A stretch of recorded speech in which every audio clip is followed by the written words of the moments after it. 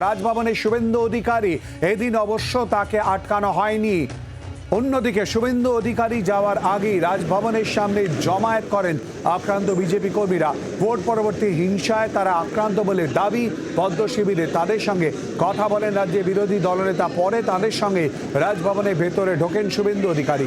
এ নিয়ে কথা বলবো, সঙ্গে রয়েছে আমাদের প্রতিনিধি কমলাক্ষ ভট্টাচার্য। কমলাক্ষ, আমরা জানি 115 জনকে নিয়ে ইতিমধ্যে শুভেন্দু অধিকারী রাজভবনে প্রবেশ করেছেন, কি জানতে পারছো?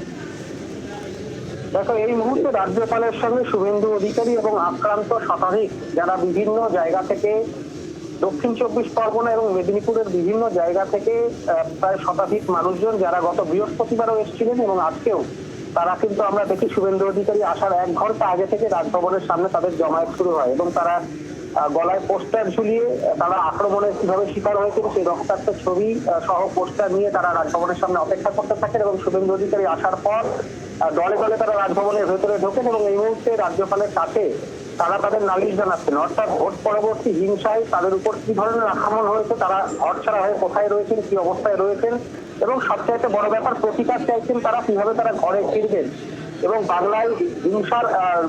বাংলায় ভোট এবং হিংসার নামে যে পরিস্থিতি চলছে তা থেকে নিষ্কৃতি চাইছেন তারা। সেই মর্মেই কিন্তু শুভেন্দু অধিকারী গত বৃহস্পতিবার রাজভবনে রাজ্যপালের সঙ্গে সাক্ষাৎ করতে চেয়েছিলেন, যদিও পুলিশের বাধার মুখে তিনি পড়েন এবং প্রায় 1.5 ঘন্টা অপেক্ষা করবার পর শুভেন্দু অধিকারীকে ফিরতে হয়। সেদিনই শুভেন্দু অধিকারী হুঁশিয়ারি দিয়েছিলেন যে আদালতের অনুমতি নিয়ে তিনি এই আক্রান্তকে নিয়েই রাজভবনে তিনি ঢুকবেন এবং সেই অনুমতি নিয়ে শর্ত সাপেক্ষে আজকে শতাধিক আক্রান্তদের সঙ্গে নিয়ে এই মুহূর্তে রাজ্যপালের সঙ্গে দরবার করছেন শুভেন্দু অধিকারী। এবং আমরা বিশ্বস্ত সূত্রে জানতে পারছি যে বিভিন্ন জায়গা থেকে প্রতিনিধিরা যারা এক একটি জায়গা থেকে প্রায় 30 জন করে আক্রান্ত মানুষজন তারা কিন্তু এসছেন। জয়নগর, কুলতলি, ডায়মন্ড হারবার, ভাঙড়, যাদবপুর, এমনকি কেশপুর, এই সমস্ত বিভিন্ন জায়গা থেকে আমরা মানুষজনের খোঁজ পেয়েছি যারা আজকে এসছেন।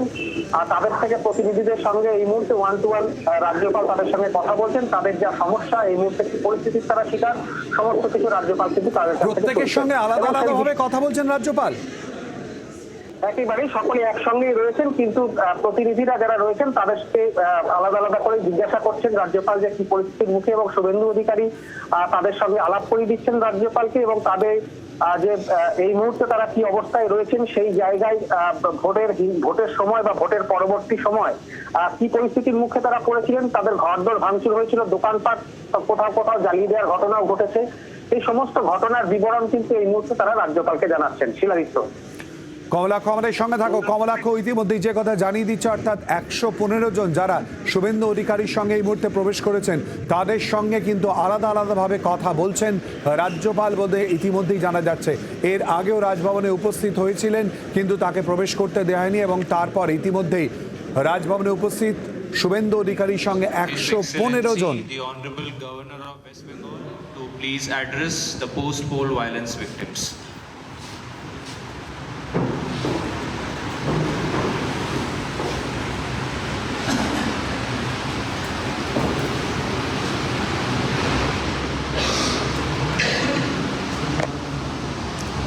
Leader of Opposition,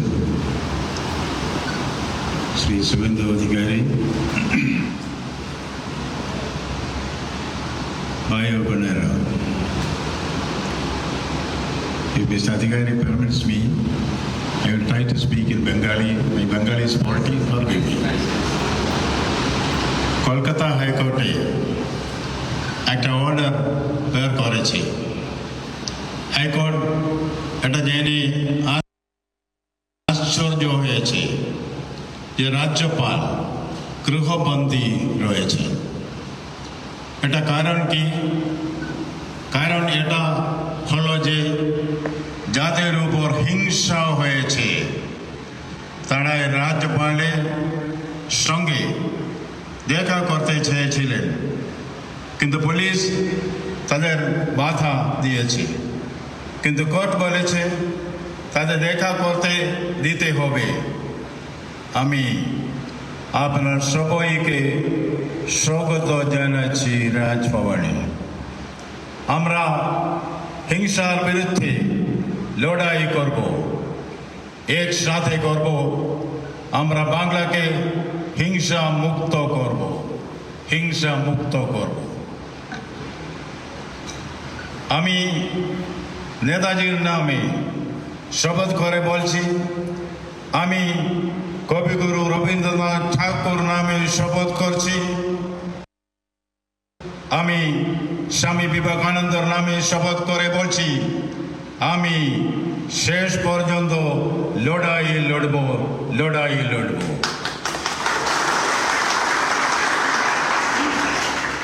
দশ কোটি বাংলায় ভাই বোনেরা আমার সাথে আছে। বাংলার মাটি, বাংলার জল, বাংলার বায়ু, বাংলার ফল পুণ্য হোক, পুণ্য হোক, পুণ্য হোক হে ভগবান।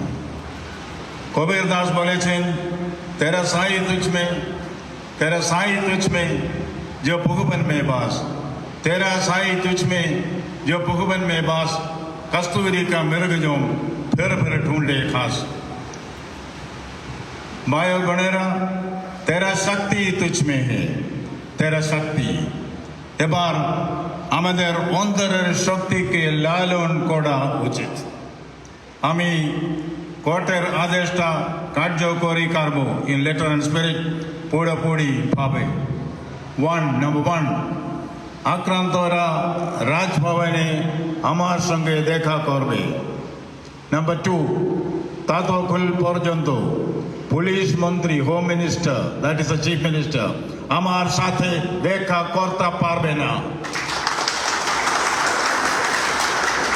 And the third, রাজভবনে কর্মরত সব পুলিশদের বদলি করতে হবে, সব পুলিশদের।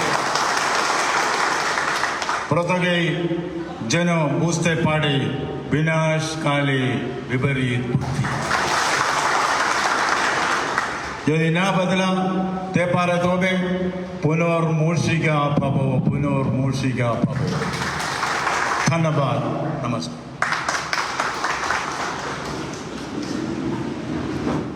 ইতিমধ্যেই রাজ্যপালের বক্তব্য আপনাদের সামনে তুলে ধরলাম এবং রাজ্যপাল বাংলায় বললেন তার বক্তব্য।